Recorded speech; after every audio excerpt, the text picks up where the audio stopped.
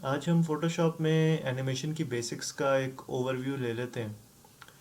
बिल्कुल फाइल बनाने से स्टार्ट करके फाइल के जो डायमेंशंस हैं वो 1920 बाई 1080 मैंने रख दिए हैं, जो कि जो एच डी वीडियो का साइज़ होता है 1080p उससे कॉरिस्पॉन्ड करता है। तो इसको फाइल क्रिएट करके सबसे पहले आपने ये देखना है कि ये आइकॉन आपका विजिबल हो।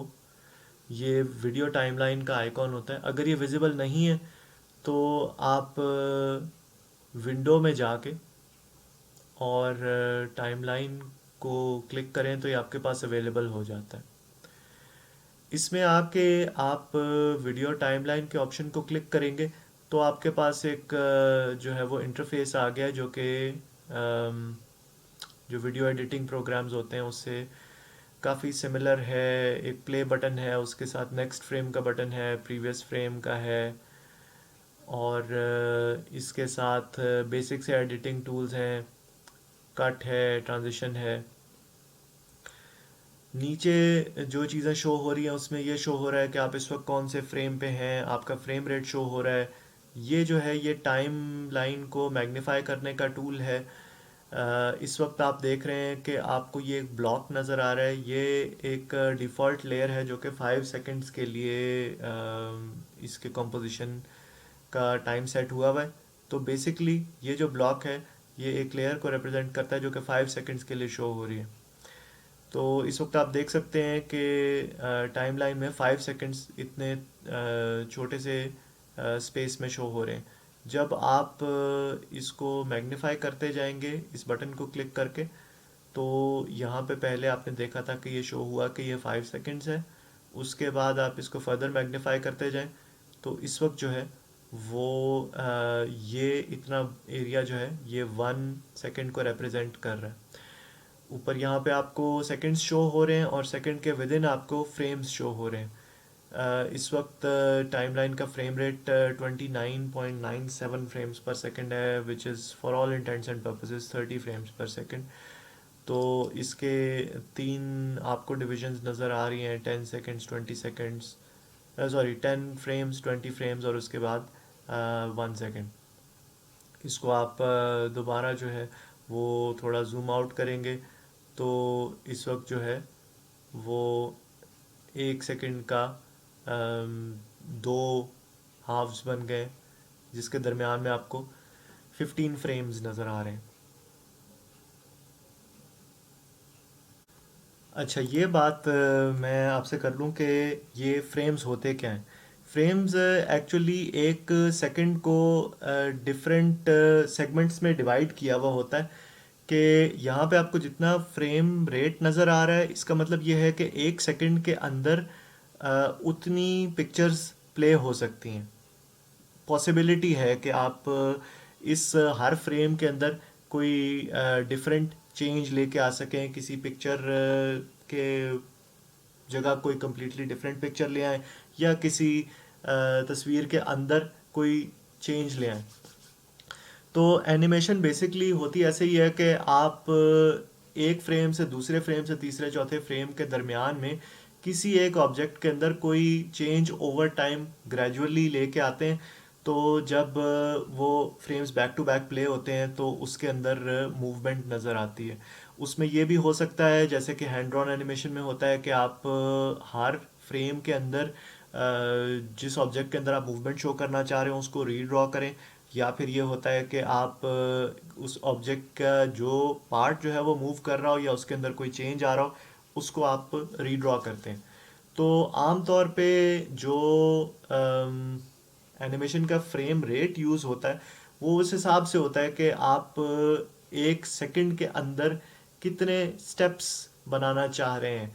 उसमें जो बहुत ही एक्सपेंसिव फीचर लेंथ एनिमेशंस होती थी जिसमें बहुत ज़्यादा एनिमेटर्स काम करते थे, उसमें फ्रेम रेट जो है मतलब ये कि 1 सेकंड के अंदर कितनी पिक्चर्स आएंगी, वो फ्रेम रेट 24 फ्रेम्स पर सेकंड होता था।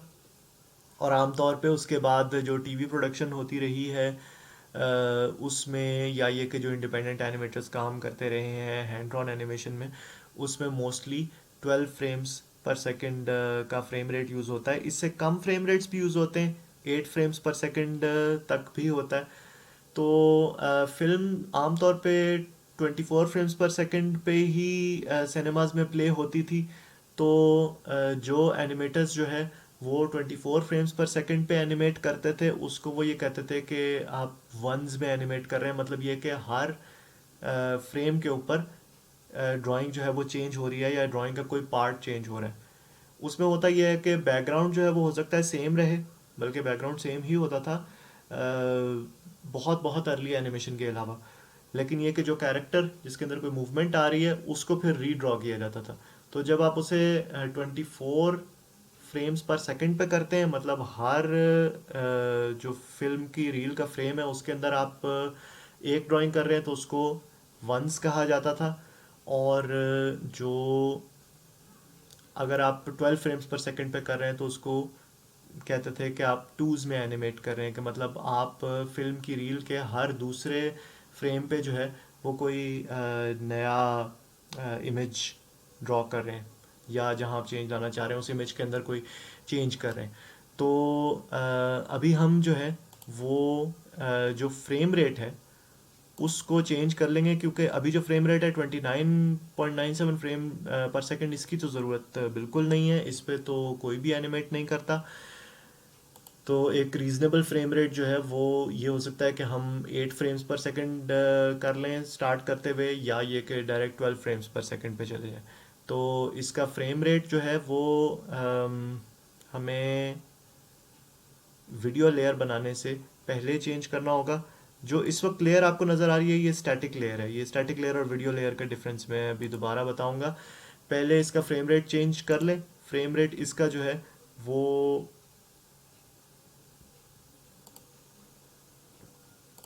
12 फ्रेम्स पर सेकंड कर दिया। यहाँ पे आपको ये चेंज नज़र आ रहा है। यहाँ पे आप देखें कि जहाँ पे एक सेकंड के हाफ में आपको 15 फ्रेम्स नज़र आ रहे थे, इस वक्त एक सेकंड के हाफ में आपको 6 फ्रेम्स नज़र आ रहे हैं। अब जब आप अपने टाइमलाइन प्ले हेड को नेक्स्ट फ्रेम पे लेके जाते हैं, तो बजाय इसके कि 1/30th ऑफ अ सेकंड वो जो है वो आगे चलता, वो अब 1/12th ऑफ अ सेकंड पे चलने लगा है। तो बेसिकली 12 दफ़ा इसे आगे लेके जाएंगे तो ये एक सेकंड बन जाएगा। इस वक्त जो टाइमलाइन है उसकी लेंथ जो है वो टोटल 5 सेकंड्स है, जो कि बहुत कम है। इसको बढ़ाने की ज़रूरत होगी। ये भी इस पॉइंट पे एक आपने चीज़ करनी है कि इसकी लेंथ आपने जो है वो जो एक लेयर यहाँ बनी हुई है उसको क्लिक एंड ड्रैग करके एक्सटेंड करके इसको एक 20 या 40 सेकेंड्स तक ले जाएं। आमतौर पे आप इतनी लंबी एनिमेशन बनाते कभी भी नहीं है, लेकिन ये कि ये कर लेना बेहतर होता है जस्ट इन केस कि आप जो है वो एक ही एनिमेटेड लेयर के ऊपर थोड़ी देर काम करना चाह रहे हो। अच्छा, अब लेयर्स की जो टाइप्स होती हैं उस पर भी मैं ज़रा बात कर लूँ। जो इस वक्त आपके सामने लेयर आई हुई है, जो एक डिफ़ॉल्ट लेयर होती है फोटोशॉप की, वो एक स्टैटिक लेयर होती है। उसके ऊपर आप जो भी ड्रॉ करेंगे वो रिगार्डलेस ऑफ द टाइम वो ड्राइंग वहीं रहेगी और वैसी ही रहेगी। मैंने इसके ऊपर अगर एक ड्राइंग की है,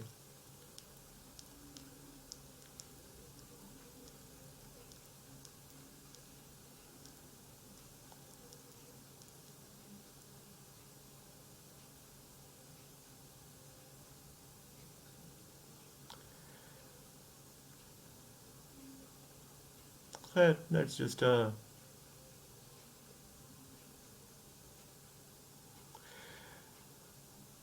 अच्छा,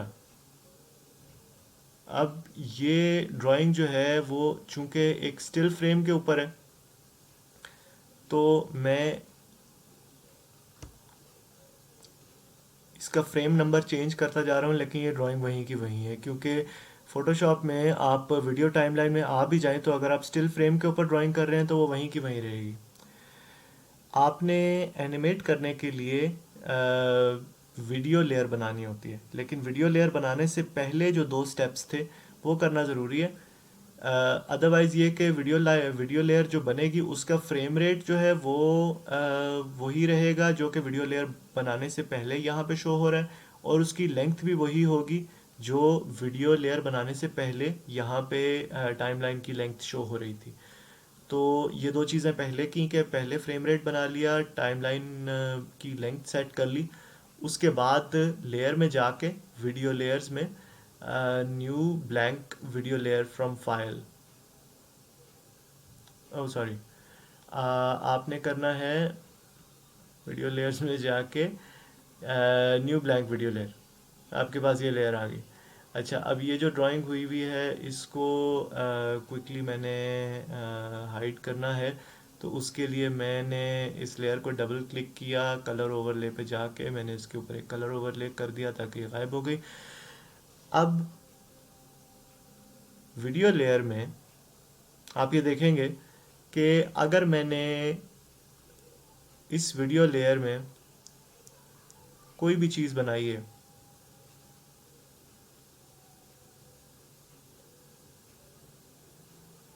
सबसे पहले तो मुझे इस चीज़ के बारे में कॉन्शियस होना होगा कि जिस वक्त मैं ये चीज़ बना रहा हूँ उस वक्त यहाँ पे क्या शो हो रहा है। अगर ये 0000 है तो इसका मतलब है कि मैं फर्स्ट फ्रेम पे काम कर रहा हूँ अभी।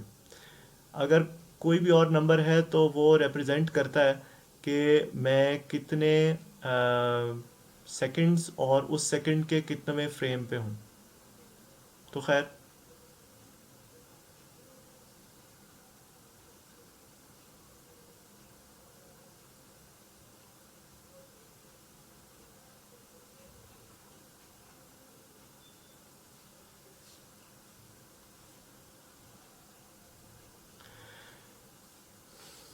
अच्छा अब आप ये देखें कि मैं जब नेक्स्ट फ्रेम पे जाता हूँ तो ये ड्राइंग गायब हो गई। अब जब मैं दोबारा 000 फ्रेम पे आऊँगा तो ये ड्राइंग दोबारा यहीं होगी। अब अगर नेक्स्ट फ्रेम पे जाके मैं कोई और चीज़ बनाता हूँ,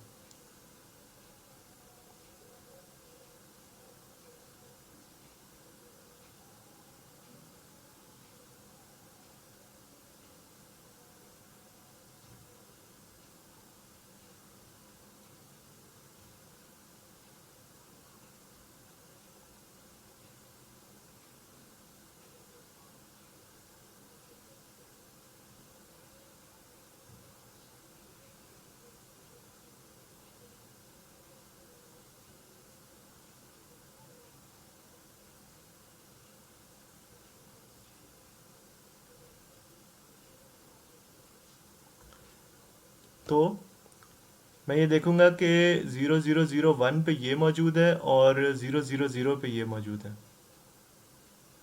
अच्छा, अब आप ये देख रहे हैं कि जब आप इन ड्राइंग्स को क्विकली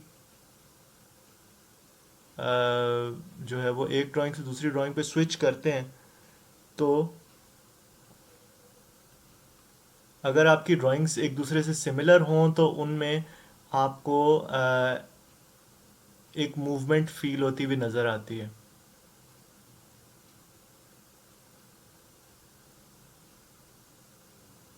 लेकिन चूंकि ये ड्राइंग्स मैंने एक बग़ैर रेफरेंस के बनाई हैं तो इसलिए इनमें काफ़ी ज़्यादा डिफरेंस है।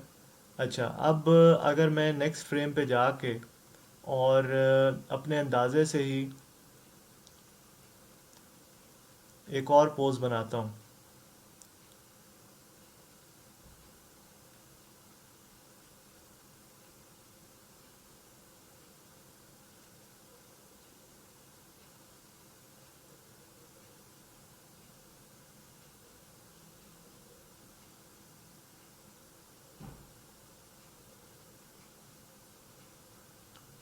अब अगेन जिस वक्त मैं बना रहा हूँ उस वक्त मेरे पास अपनी पिछली ड्राइंग का रेफरेंस नहीं है, तो इन ड्राइंग्स के दरमियान में आहिस्ता आहिस्ता काफ़ी चेंजेस आते जाएंगे। उसकी वजह से इसका साइज़, इसकी जो फेस की प्रोपोर्शंस हैं, जो इसकी एक जनरल फेस की कैरेक्टरिस्टिक्स हैं, वो इन ड्राइंग्स के दरमियान में चेंज होते जाएंगे।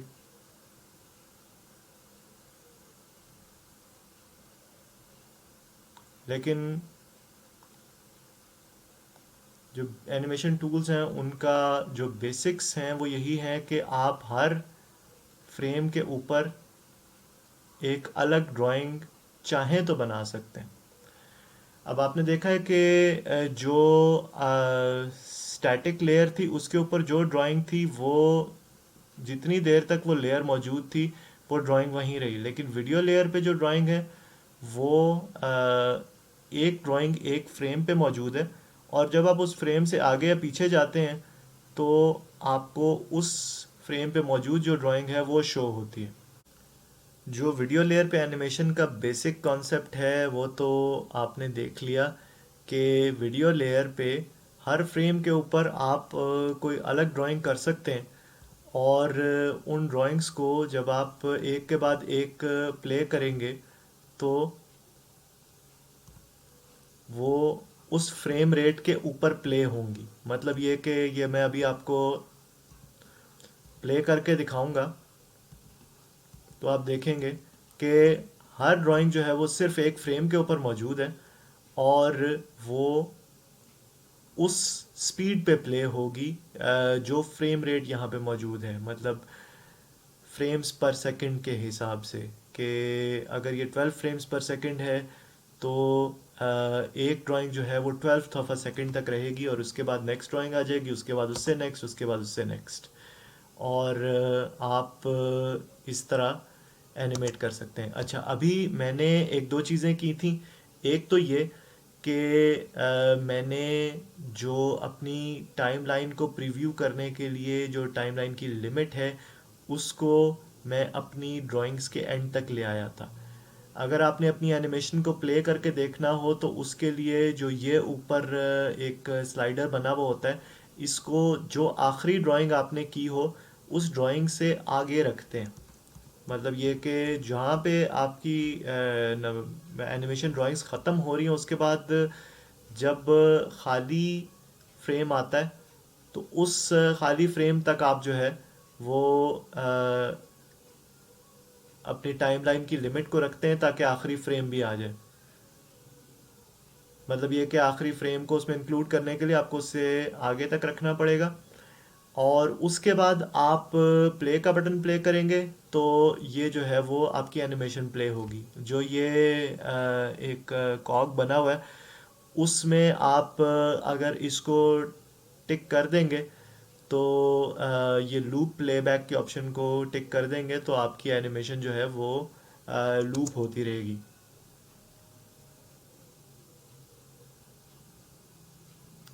अच्छा, अभी आपने ये देखा कि जो मैं एनिमेशन बना रहा था उसमें मुझे एक दो चैलेंजेस आ रहे थे।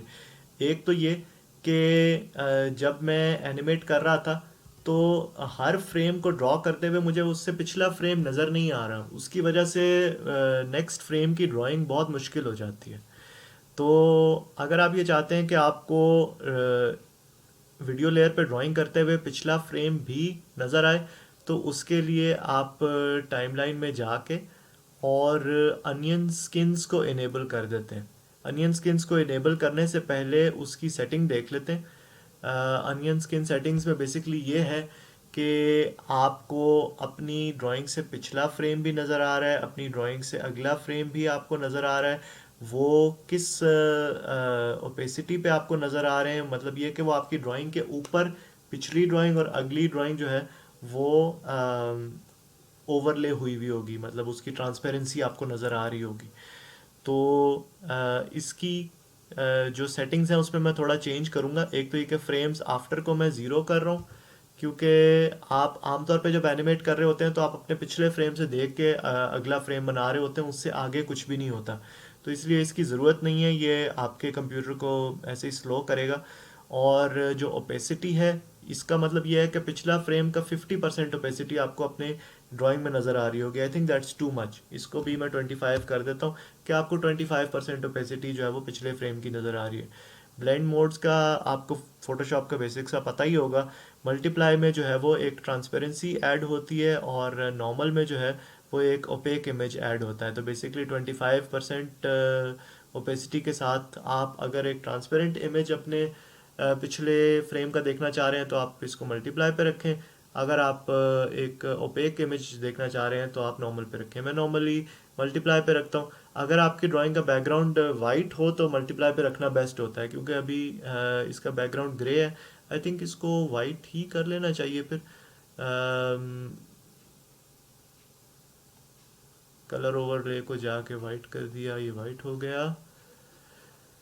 अच्छा, अब आप ये देख रहे हैं कि जो आपका पिछला फ्रेम था उसका आपको एक हल्का सा इमेज जो है वो नज़र आ रहा है। उसकी वजह से आपके लिए नेक्स्ट फ्रेम की ड्राइंग जो है वो आसान हो जाती है, कि आपको पता होता है कि जिस तरफ आपने अपनी ड्राइंग की मूवमेंट को लेके जाना है, आपका जो करंट ड्राइंग है वो पिछली ड्राइंग के मुकाबले में उस स्टेप पे हो जहाँ पे आप उसे लेके जाना चाह रहे हैं।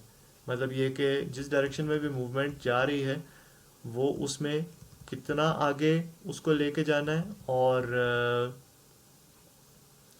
ये कि वो पिछली ड्राइंग से आगे जा भी रही हो, उससे पीछे चली जाएगी तो जर्क आ जाएगा। मतलब ये कि अब ये जितनी भी ड्राइंग्स हैं ये सारी ड्राइंग्स एक दूसरे से आगे एक डायरेक्शन में जा रही हैं। अगर एक ड्राइंग जो है वो आगे गई और उसके बाद अगली ड्राइंग को मैं आगे ले जाने के बजाय उससे पीछे बना के और फिर उससे अगली ड्राइंग को दोबारा आगे ले जाऊंगा, तो आप देखेंगे कि एनिमेशन के अंदर जो है वो एक जर्क फील होगा। तो एनिमेशन में जिस भी डायरेक्शन में मूवमेंट देनी हो, ज़रूरी होता है कि वो मूवमेंट कंसिस्टेंट हो। और अगर आपने किसी चीज़ को स्टॉप करना है तो या ये कि आपने उसकी डायरेक्शन चेंज करनी है, तो पहले आप 2-3 फ्रेम्स तक उसको स्टिल रखते हैं, उसके बाद मूव करते हैं। I talk about that later. लेकिन ये कि अभी पहले वो देख लेते हैं कि हमने दरमियान में एक फ्रेम को जो है वो आउट ऑफ ऑर्डर बना दिया, तो उसकी वजह से कैसे एनिमेशन के अंदर जो है वो जर्क आ जाएगा। आपने ये देखा कि यहाँ पे जो है वो एक जर्क आया है एनिमेशन में।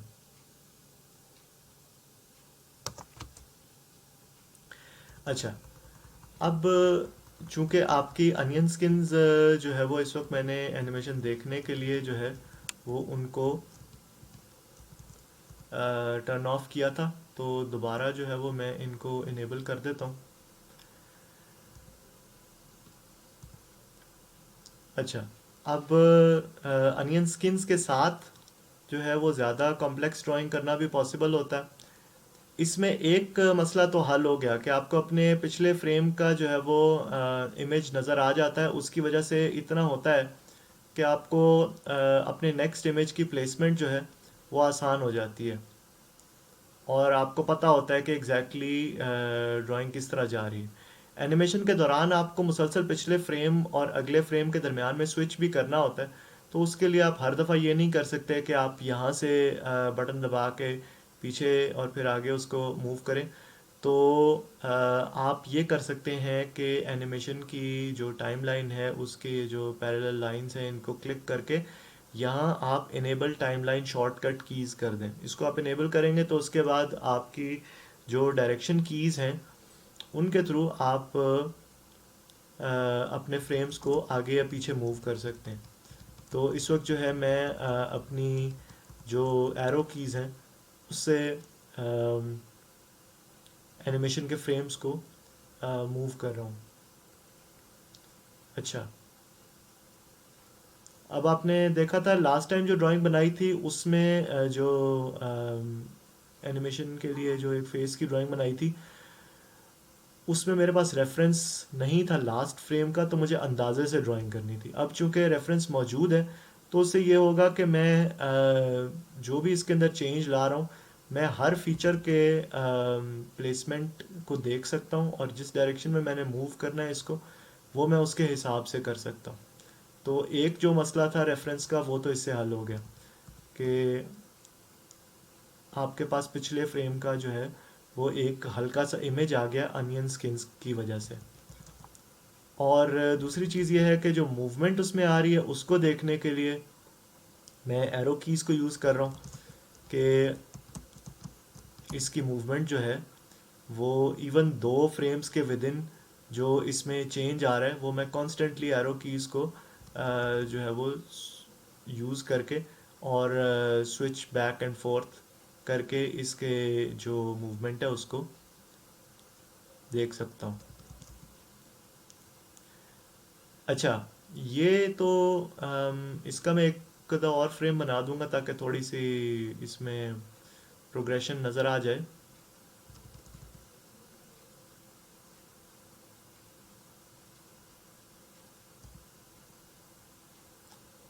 लेकिन ये कि जूं जूं आप अपने पहले फ्रेम से दूर जाते जाते हैं तो इस तरह की एनिमेशन में ये इशू फिर भी रहता है कि ओवर टाइम मतलब एक फ्रेम से दूसरे फ्रेम, दूसरे फ्रेम से तीसरे फ्रेम में जाते जाते जो आपका कैरेक्टर है उसके फीचर्स जो है वो फिर भी चेंज हो सकते हैं। इस वक्त चूंकि मैं आहिस्ता आहिस्ता आपको एनिमेशन के बेसिक फीचर्स जो है वो इंट्रोड्यूस करवा रहा हूँ तो इसलिए जो इसकी फीचर्स की एक्यूरेसी है उस पर मेरा इतना ध्यान नहीं है। मैं सिर्फ एक जेनेरिक कैरेक्टर आपको जो है वो एनिमेट करके दिखा रहा हूँ। फीचर्स की एक्यूरेसी के लिए आप ये कर सकते हैं, बल्कि ये आपको करना चाहिए कि आप एक रेफरेंस बना लें। आप जो भी कैरेक्टर एनिमेट कर रहे हैं उसके लिए एक रेफरेंस बना के और एक डिटेल्ड रेफरेंस बना के उसे साइड पे रख लें। मतलब ये कि अब अगर मेरा कैरेक्टर है जिसको मैं एनिमेट कर रहा हूँ और मैं चाहता हूँ कि ओवर टाइम उसका फेस बिल्कुल ही चेंज ना हो जाए, या ये कि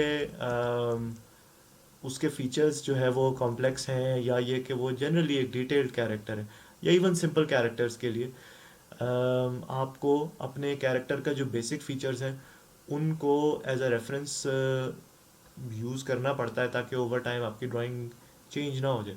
तो उसके लिए आप ये करेंगे कि आप अलग से बहुत डिटेल ड्राइंग्स बना सकते हैं अपने कैरेक्टर के हर एंगल की, या क्विकली जो मैं इस वक्त अपने रेफरेंस के लिए चीज़ यूज़ करूँगा वो ये कि मैं एक नई लेयर बना के इमेज में जाके अप्लाई इमेज करके और इस फ्रेम का एक कॉपी इमेज तैयार कर लिया है मैंने। अब मैं फाइल में गया, न्यू, मैंने नई फाइल बनाई और मैंने जो इमेज बनाया था उसको मैं इस फाइल पे पेस्ट कर देता हूँ। अब मेरे पास इस फाइल के अंदर जो है वो अपने इमेज का एक जो है वो रेफरेंस आ गया है अपनी एनिमेशन के लिए। फोटोशॉप में मैं इस इमेज को, इस फाइल को क्लिक एंड ड्रैग करके जब कॉर्नर में लेके जाऊंगा तो मेरे पास यहाँ पे एक ब्लू लाइन अपीयर हो गई है, और मैं जब इसको यहाँ पे प्लेस करता हूँ तो मैंने देखा है कि ये साइड बाय साइड उसके ये इमेज, दूसरा इमेज भी ओपन हो गया। बेसिकली फोटोशॉप के विद इन 2 विंडोज़ बन गई हैं।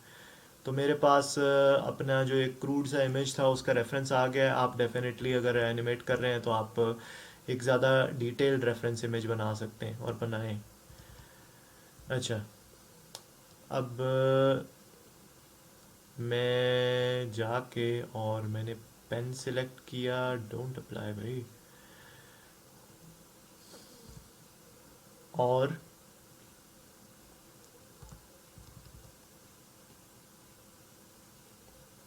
For some reason timeline shortcut keys नहीं चल रही। अच्छा हाँ, टाइमलाइन शॉर्टकट कीज़ चल रही हैं। मैंने इस लेयर को जो है, जो स्टैटिक लेयर थी उसको मुझे डिलीट भी करना था। ठीक है। अच्छा, तो as I can clearly see इस फेस के करेक्टरिस्टिक्स जो है वो ओवर टाइम चेंज हो रहे हैं जो कि नहीं होने चाहिए। तो मैं अब जो नेक्स्ट इमेज बनाऊंगा उसमें इसकी प्लेसमेंट मुझे जो है वो पिछले फ्रेम के हिसाब से देखनी है, और इसकी जो शक्ल है वो मुझे जो रेफरेंस है उसके हिसाब से बनानी है। तो that is an added help that I have.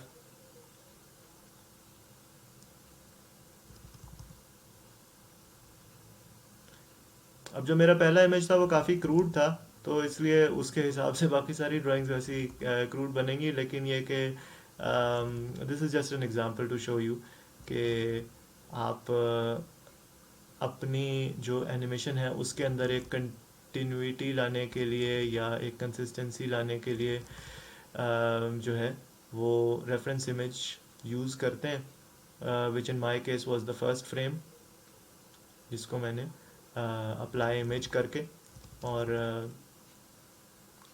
एक लेयर पे बनाया, उस लेयर को मैं एक नई फाइल में लेके गया, and that is how I created this reference image जो कि मैंने साथ में साइड बाय साइड प्लेस किया हुआ।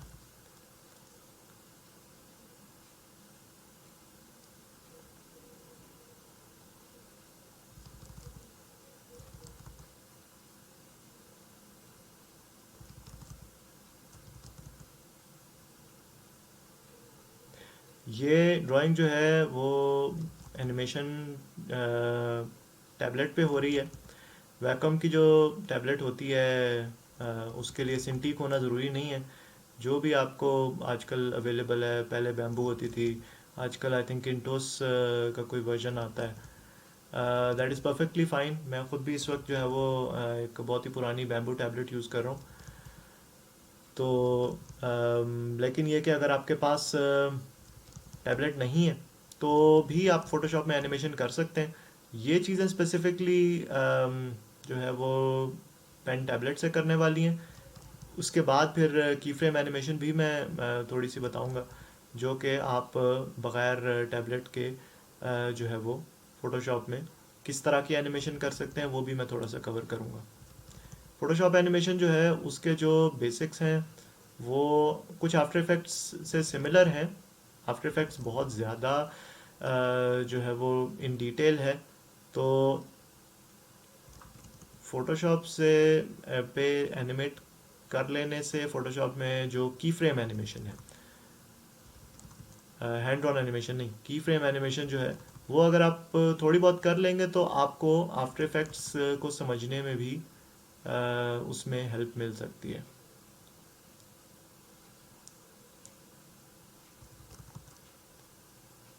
आई थिंक थोड़ी देर तक ये जो है वो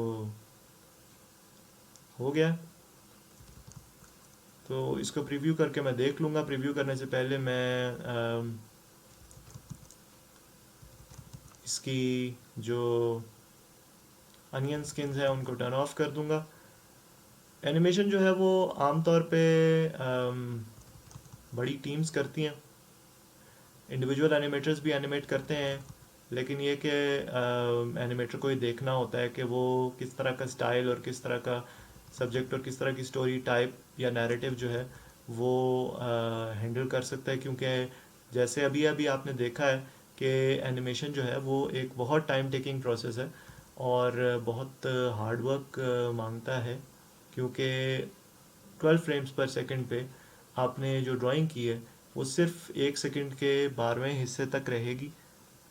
तो ये भी होता है कि आप पूरे पूरे कैरेक्टर को जो है वो हर फ्रेम में री एनिमेट नहीं करते, लेकिन ये कि रीड्रॉ नहीं करते, लेकिन ये कि in any case hand on animation में काफ़ी ज़्यादा अमाउंट ऑफ वर्क इन्वॉल्व होता है।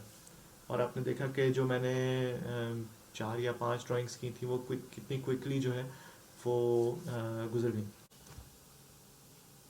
अगर आप ये चाह रहे हैं कि आपके कैरेक्टर में कुछ पार्ट्स जो हैं वो स्टिल रहें और कुछ और पार्ट्स में जो है वो मूवमेंट हो, या ये कि कुछ पार्ट्स स्टैटिक रहें कुछ और पार्ट्स में चेंज आए, तो उसके लिए आप जो है वो हर नए फ्रेम को रीड्रॉ नहीं करेंगे।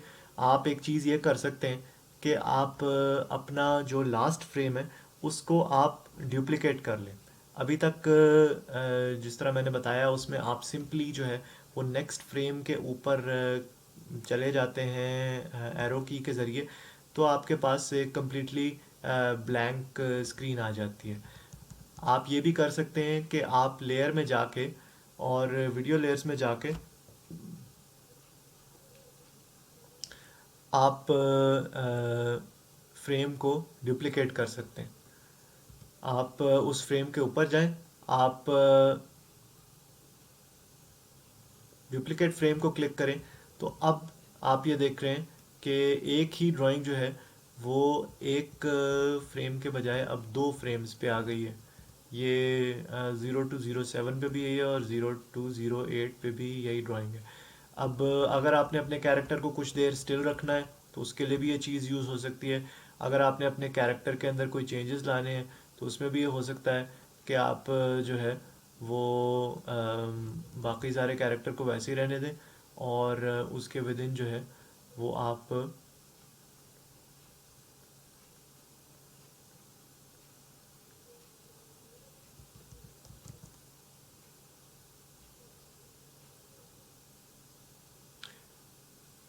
उसके किसी पार्ट को इरेज करके और उसमें आप चेंजेस ला सकते हैं।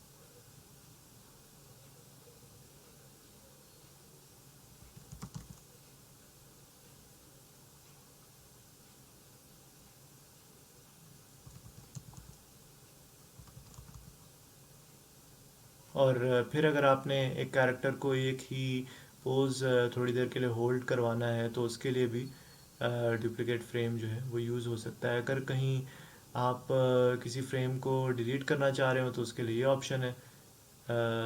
इसी तरह लेयर्स में जाके, वीडियो लेयर्स में जाके डिलीट फ्रेम किया तो वो एक फ्रेम जो है वो डिलीट हो जाएगा। अगेन जैसे मैंने बताया था कि जो आपका लास्ट फ्रेम है उससे अगले फ्रेम पे आपको उस फ्रेम का अनियन स्किन का हल्का सा इंप्रेशन नज़र आ रहा होता है। तो आप लास्ट फ्रेम से आगे तक जो है वो इस प्ले हेड को लेके जाएंगे ताकि लास्ट फ्रेम का इमेज भी इसके अंदर आ जाए। उसके बाद अनियन स्किन्स को जो है वो डिसेबल किया और फिर आप अपनी टाइमलाइन पे जो एनिमेशन है उसको प्ले करके देख सकते हैं।